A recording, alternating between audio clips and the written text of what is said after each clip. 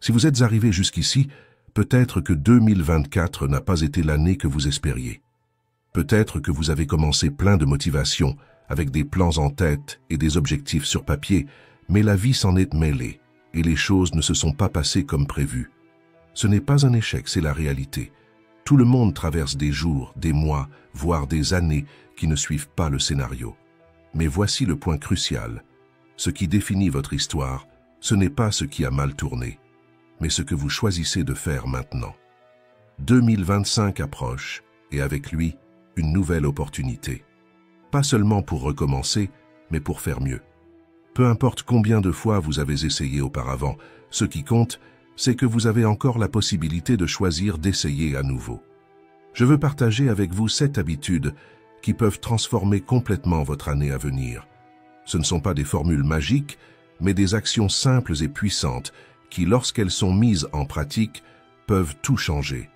Parce que la vérité, c'est que les habitudes que vous répétez chaque jour façonnent la personne que vous devenez. Elles sont comme de petites briques qui construisent le chemin de votre vie, et si vous n'y prêtez pas attention, vous pourriez construire dans la mauvaise direction. Vivre sans prêter attention à vos habitudes, c'est comme marcher dans un labyrinthe sans issue. Vous tournez en rond, vous vous épuisez, mais vous n'arrivez nulle part. Mais cela peut changer. Cela peut commencer aujourd'hui avec de petites décisions qui vous mènent là où vous voulez vraiment aller. Si vous êtes prêt à tourner la page, à laisser derrière vous ce qui n'a pas fonctionné et à construire un 2025 incroyable, restez avec moi. Mettez un like, abonnez-vous à la chaîne et embarquons ensemble dans ce voyage.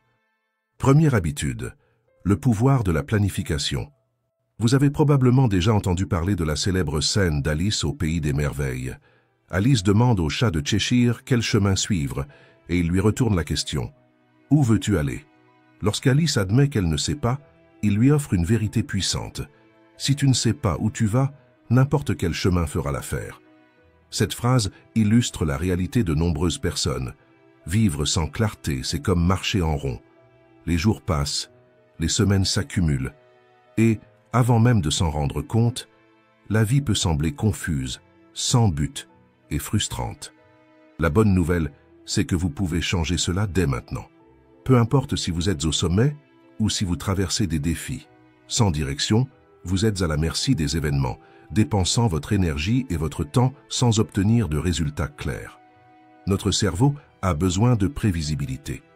Lorsque vous établissez un plan, vous réduisez le stress, économisez votre énergie mentale et gagnez en concentration. Une étude en neurosciences le confirme. Lorsque nous savons à quoi nous attendre, nous sommes plus calmes, prenons de meilleures décisions et réagissons avec plus d'équilibre aux imprévus. Sénèque, le grand philosophe stoïcien, disait « Si vous ne savez pas vers quel port vous naviguez, aucun vent ne sera favorable. » Sans planification, vous vous sentez perdu. Vous pouvez travailler dur, mais sans une idée claire de votre destination, le sentiment de stagnation est inévitable. Planifier ne consiste pas seulement à organiser des tâches, c'est aligner vos actions avec ce que vous voulez vraiment dans la vie. Comment commencer? C'est simple, notez ce que vous devez faire aujourd'hui. Divisez vos objectifs en étapes et rappelez-vous que les premiers jours peuvent être difficiles. Ne visez pas la perfection. Oublier quelque chose ou faire des erreurs fait naturellement partie du processus d'apprentissage pour s'organiser. Planifier, c'est créer une vision mentale de la vie que vous souhaitez construire. En le faisant quotidiennement, vous réalisez quelque chose de puissant.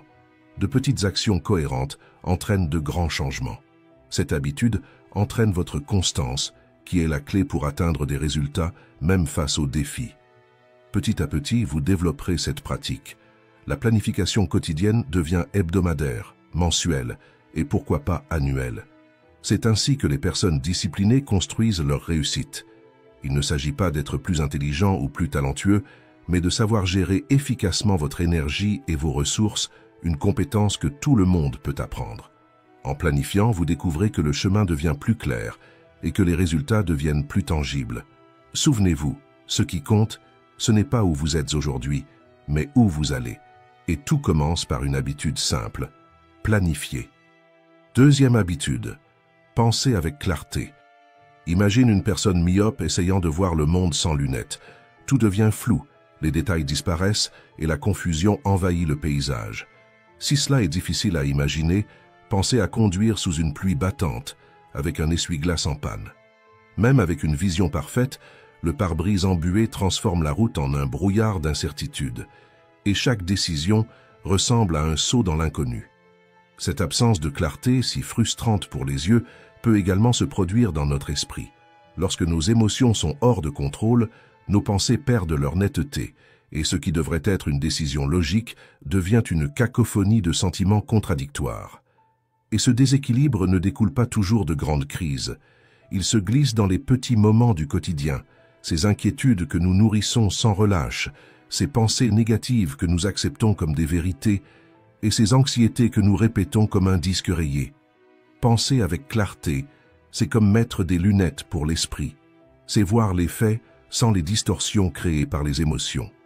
Sénèque disait que nous devons sculpter notre esprit comme un sculpteur travaille le marbre, en enlevant les imperfections jusqu'à ce qu'il brille dans sa forme la plus pure. Lorsque nous apprenons à penser avec clarté, nous éliminons l'excès d'émotions et révélons ce qui compte réellement. Imaginez cette situation. Vous économisez pour un projet important, mais une promotion irrésistible apparaît sur un article que vous avez toujours voulu. Si vous laissez vos émotions prendre le dessus, il sera facile de céder et d'oublier votre objectif principal. En pensant avec clarté, vous évaluez la situation logiquement et réalisez que cette tentation passagère ne vaut pas le sacrifice de votre projet à long terme. Le stoïcisme enseigne que la clarté mentale est une pratique quotidienne. Entraîner l'esprit à distinguer ce que nous ressentons de ce qui se passe réellement nous donne le pouvoir d'agir avec plus de rationalité et moins de réactivité. Prenez un autre exemple. Lors d'un repas de famille, un proche provocateur fait une remarque désobligeante. La réaction émotionnelle immédiate serait de répondre sur le même ton, ce qui ne ferait qu'envenimer le conflit. En pensant avec clarté, vous comprenez que cette provocation est insignifiante et choisissez de ne pas réagir, préservant ainsi votre paix et votre équilibre. Celui qui réagit constamment de manière impulsive devient prisonnier des circonstances, esclave des humeurs du moment. En revanche, celui qui cultive la clarté mentale gagne quelque chose de rare, la liberté émotionnelle. Et cette liberté transforme non seulement vos décisions, mais aussi votre vie entière. Lorsque vous commencez à penser avec clarté, votre manière de gérer les situations change tellement qu'avec le temps, les gens autour de vous pourraient ne plus vous reconnaître. Car au fond, le pouvoir de transformer votre réalité réside dans votre capacité à voir les faits tels qu'ils sont réellement. Si vous voulez apprendre à agir avec plus de clarté, abonnez-vous à la chaîne, laissez un like et partagez dans les commentaires comment vous travaillez à trouver plus d'équilibre et de contrôle émotionnel. Troisième habitude, l'art d'observer. Observer ne se limite pas à prêter attention. C'est un acte qui consiste à ralentir pour voir la vie avec clarté avant de réagir. C'est comme avoir une télécommande magique qui met le chaos en pause autour de vous, vous permettant de respirer profondément, de réfléchir et de faire des choix plus conscients. Cette habitude simple a le pouvoir de transformer complètement votre manière de gérer les situations et de vous connecter avec les autres. Au quotidien, nous réagissons souvent en mode pilote automatique. Nous parlons avant de penser, nous donnons notre avis sans réfléchir, ou nous prenons des décisions impulsives. Ces moments peuvent nous faire passer à côté de grandes opportunités ou nous placer dans des situations compliquées. En revanche, l'habitude d'observer apporte calme, maîtrise émotionnelle et la possibilité d'agir avec sagesse. Celui qui observe trouve sa force dans le silence. Tandis que beaucoup se précipitent pour parler ou impressionner, celui qui développe un regard attentif lit son environnement, comprend les autres et anticipe les situations. Ce n'est pas une capacité réservée aux introvertis ou aux extravertis, c'est une habitude accessible à tous. Il suffit de commencer. Prenons l'exemple de Richard et Gabriel. Tous deux ont commencé en même temps comme stagiaires dans une entreprise technologique. Ils avaient les mêmes compétences techniques et les mêmes chances d'évoluer dans l'entreprise, mais ils ont abordé leur travail de manière très différente. Richard était impulsif et expansif. Dès les premiers jours, il a tenté d'impressionner ses collègues en racontant des histoires exagérées sur ses anciens emplois, en donnant son avis non sollicité lors des réunions et, sans s'en rendre compte, en faisant des remarques déplacées sur les décisions du chef de projet. Gabriel, quant à lui, a choisi d'observer. Il est arrivé avec humilité, prenant le temps de comprendre la dynamique de l'équipe, d'écouter les opinions des autres et d'absorber un maximum de connaissances. Il a choisi de se faire remarquer par son travail, et non par ses paroles. Quelques semaines plus tard, Richard, à force de commentaires impulsifs, a fini par contredire son supérieur en public de manière irrespectueuse. Cette erreur lui a coûté sa place dans l'entreprise. Gabriel, en revanche, a été remarqué pour son attitude professionnelle, sa capacité à anticiper les besoins de l'équipe et la confiance qu'il inspirait à ses collègues. La différence entre Richard et Gabriel ne résidait pas dans leurs compétences techniques, mais dans leur manière d'agir. Richard a parlé plus qu'il ne fallait. Gabriel a choisi d'observer avant de se positionner. Et cette décision a fait toute la différence. Sénèque nous rappelle « Rien n'est plus précieux qu'un moment de temps ». Apprendre à observer est la clé pour tirer le meilleur parti de ces instants. Observer vous permet de mieux comprendre votre environnement, les autres et même vous-même. Lorsque nous parlons, nous répétons ce que nous savons déjà. Lorsque nous observons, nous ouvrons un espace pour apprendre ce que nous ignorons encore. Qui est plus important encore, nous développons la maîtrise émotionnelle nécessaire pour agir avec sagesse. Quand vous adoptez l'habitude d'observer, quelque chose de magique se produit. Vous sortez du mode pilote automatique et entrez dans un état de pleine attention. Au lieu de réagir impulsivement, vous apprenez à marquer une pause, à analyser et à prendre des décisions conscientes, en accord avec vos valeurs. Observer n'est pas seulement une stratégie pratique, c'est une compétence transformative. C'est dans le silence que nous trouvons les réponses les plus profondes et apprenons les leçons qui nous mènent vers un nouveau palier de croissance. Si vous souhaitez devenir méconnaissable l'année prochaine, commencez dès aujourd'hui. Faites de l'observation une habitude dans votre vie, car c'est dans l'espace, entre la réaction et l'action, que vous trouvez le pouvoir de vous transformer et de transformer le monde qui vous entoure. Quatrième habitude. Cherchez à comprendre avant d'être compris. La communication est l'une des compétences les plus puissantes que nous pouvons développer. Cependant, beaucoup tombent dans un piège courant. L'absence d'une véritable écoute. Zénon de Cityon, le fondateur du stoïcisme, nous rappelait « Nous avons 2 oreilles et une bouche pour une raison. Nous devons écouter 2 fois plus que nous parlons. » Mais dans la pratique, la plupart des gens écoutent uniquement pour répondre, pas pour comprendre. Cela nous rend réactifs, enfermés dans nos propres perspectives et déconnectés de l'essence même d'une conversation. Écouter activement, c'est bien plus que prêter attention aux mots. C'est chercher à comprendre ce qu'ils cachent, les émotions, les intentions, et même les silences. Cette pratique demande une attention totale, une présence de corps et d'esprit, et surtout, le courage d'abandonner les jugements pour s'ouvrir à la vulnérabilité. Oui, c'est un défi, mais c'est aussi une transformation profonde. Lorsque vous écoutez avec empathie, vous créez un espace sûr où la confiance peut s'épanouir. C'est dans ce terreau fertile que naissent les connexions les plus profondes et les relations les plus solides. Sans cette base, toute tentative de communication reste superficielle et inefficace. Et voici le point clé. Comprendre l'autre renforce votre propre voix. Lorsqu'une personne se sent entendue, elle est naturellement plus disposée à écouter en retour. C'est dans cet échange que les conflits se dissolvent, que les problèmes trouvent des solutions et que les relations se transforment. À l'inverse, si vous parlez sans avoir d'abord écouté, en imposant votre version des faits sans considérer la perspective de l'autre, cela peut offrir un soulagement momentané, mais la barrière demeure, voire s'aggrave. Sans compréhension mutuelle, la conversation devient un monologue stérile, rempli de bruits et de malentendus. Choisir d'écouter avant de parler est plus qu'une simple habitude. C'est un acte de leadership et de sagesse. Cette approche transforme les conflits en opportunités, améliore les relations et ouvre des voies plus rapides et plus efficaces pour surmonter les défis.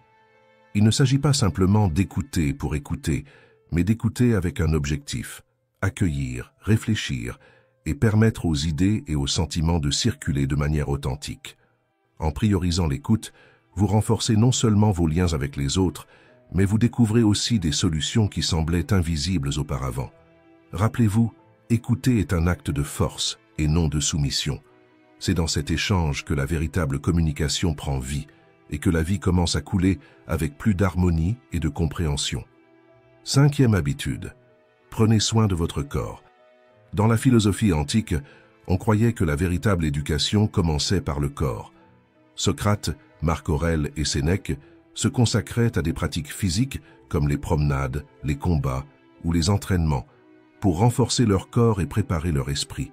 Ils savaient à quelque chose qui résonne encore comme une vérité aujourd'hui. Le corps et l'esprit sont profondément connectés. Vous n'êtes pas seulement fait d'idées et de pensées. Votre corps est la base qui soutient votre esprit et prendre soin de lui, c'est prendre soin de vous dans votre totalité. Se transformer au point de devenir méconnaissable commence par l'engagement à traiter votre corps avec respect et amour. Comme l'a dit Sénèque, une promenade en plein air et une respiration profonde peuvent empêcher un effondrement émotionnel ou même la folie. Mais attention, le monde réduit souvent le soin du corps à l'esthétique, à un standard de beauté qui change selon les modes. Ignorez cela. Vous êtes bien plus qu'un simple chiffre ou une forme. Il ne s'agit pas de correspondre à des normes, mais d'atteindre le meilleur de vous-même, physiquement, mentalement et émotionnellement. Prenez l'exemple de Theodore Roosevelt, un jeune homme physiquement fragile, mais doté d'un intellect brillant. Lorsqu'un médecin lui a dit que son corps ne suivrait pas son esprit, il a fait quelque chose d'extraordinaire. Il a décidé de réécrire son histoire. Il est devenu un homme fort et vigoureux, capable d'accomplir de grandes choses, parce qu'il n'a pas sous-estimé le pouvoir d'un corps sain. La leçon est simple. Prendre soin de son corps n'est pas un luxe, c'est une nécessité. C'est dans votre corps que réside l'énergie pour affronter les défis, dépasser vos limites et réaliser vos rêves. Chaque jour, vous avez un choix, avancer vers l'équilibre ou négliger ce que vous avez de plus précieux, le seul corps que vous aurez dans cette vie. Prenez-en soin avec la même dévotion que vous mettez dans vos objectifs et il vous récompensera avec la force, la clarté et la résilience nécessaires pour vivre la vie que vous méritez. 6e habitude. Concentrez-vous sur ce que vous pouvez influencer. Le stoïcisme n'est pas seulement une philosophie, c'est un guide pratique pour prospérer dans des environnements à haut niveau de stress. L'une de ses armes les plus puissantes est la capacité de distinguer ce que nous pouvons contrôler de ce qui échappe à notre influence. Cette habitude est simple en théorie, mais elle demande un véritable effort pour être mise en pratique. La plupart des gens restent piégés dans des problèmes et des situations qu'ils ne peuvent pas changer. Environ 95% de notre souffrance émotionnelle provient du fait d'investir notre énergie dans des choses que nous ne contrôlons pas. Les autres, leurs opinions ou des événements extérieurs. Prenons un exemple courant. Imaginez qu'un de vos amis a un désaccord avec quelqu'un. Par loyauté, vous prenez parti et commencez à ressentir du ressentiment envers cette personne, même si elle ne vous a jamais fait quoi que ce soit directement. Avec le temps, votre ami résout la situation et devient ami avec cette personne. Maintenant, ils sont en bons termes, tandis que vous portez un poids émotionnel inutile, nourrissant un ressentiment contre quelqu'un qui n'aurait jamais dû occuper autant de place dans vos pensées. C'est ainsi que, souvent, nous prenons sur nous des problèmes qui ne nous appartiennent pas, dans la famille, au travail ou entre amis. Lorsque nous ne savons pas distinguer ce qui est à nous de ce qui appartient aux autres, nous perdons de l'énergie et de la clarté. Mais il existe une voie plus légère. Quand vous apprenez à vous concentrer sur ce qui est sous votre contrôle, vous découvrez la liberté émotionnelle. Comme l'a dit Sénèque, le vrai bonheur est de profiter du présent, sans dépendre anxieusement du futur, ni s'inquiéter du passé. Cela ne signifie pas abandonner ceux que vous aimez ou être indifférent. Cela signifie comprendre que soutenir n'est pas la même chose que porter. Cela signifie offrir de l'aide sans perdre de vue vos propres limites. Se concentrer sur ce que vous pouvez contrôler, vos actions, vos comportements et vos réactions transforment votre vie. Cette focalisation vous rend plus efficace, réduit la surcharge émotionnelle et vous permet de prospérer en paix. Adoptez cette pratique pour l'année à venir. Dirigez votre énergie vers ce que vous pouvez influencer. Laissez cela guider vos choix et constatez la différence que cela fera dans votre vie. Si vous connaissez quelqu'un qui a besoin d'entendre ce message, partagez cette vidéo. N'oubliez pas de liker, de vous abonner à la chaîne et d'activer les notifications. Ainsi, vous nous aidez à diffuser ce message à davantage de personnes. 7e habitude. Commencez à dire merci. Imaginez que votre esprit est comme un jardin. Chaque pensée est une graine que vous plantez chaque jour. Les plaintes sont comme des mauvaises herbes, elles se propagent rapidement, étouffant tout ce qui est bon autour d'elles. À l'inverse, la gratitude est comme une fleur. En la cultivant, elle apporte couleur, beauté et vie à votre jardin mental. Le choix vous appartient. Que voulez-vous planter aujourd'hui? Quand vous vous plaignez, vous investissez votre énergie dans le négatif, lui permettant de croître et de dominer. C'est comme semer des épines dans un champ. Vous ne pouvez pas espérer récolter des fleurs. Se plaindre de son travail ou des difficultés, c'est arroser un sol qui ne produira que des fruits amers. Maintenant, imaginez le contraire. Dire merci. Même dans les jours les plus difficiles, quand les raisons de gratitude semblent rares, le simple fait de reconnaître ce qu'il y a de bon dans votre vie possède un pouvoir transformateur.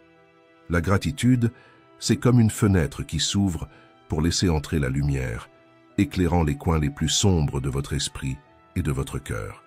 Quand vous choisissez d'être reconnaissant, c'est comme si vous ajoutiez plus de poids du côté positif de la balance.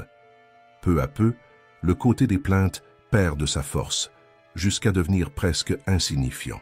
Cette habitude ne change pas le monde autour de vous, mais elle vous transforme. Et en changeant votre façon de voir la vie, tout commence à se transformer. Les stoïciens considéraient la gratitude comme l'une des vertus les plus puissantes. Sénèque disait « Rien n'est plus noble qu'un cœur reconnaissant ».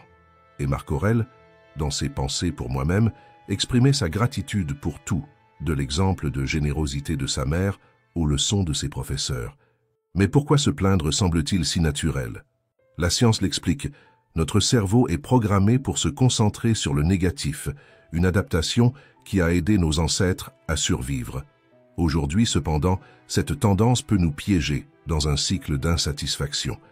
La gratitude est l'équilibre dont nous avons besoin pour voir le bon côté de la vie, même dans les moments les plus sombres. Épictète, même dans l'adversité, trouvait sa force dans la gratitude.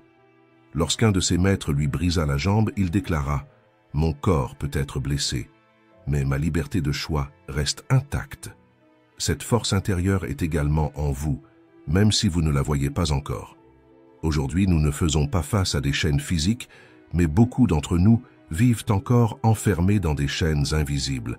Ces chaînes sont faites de plaintes, de mécontentement et de pensées négatives.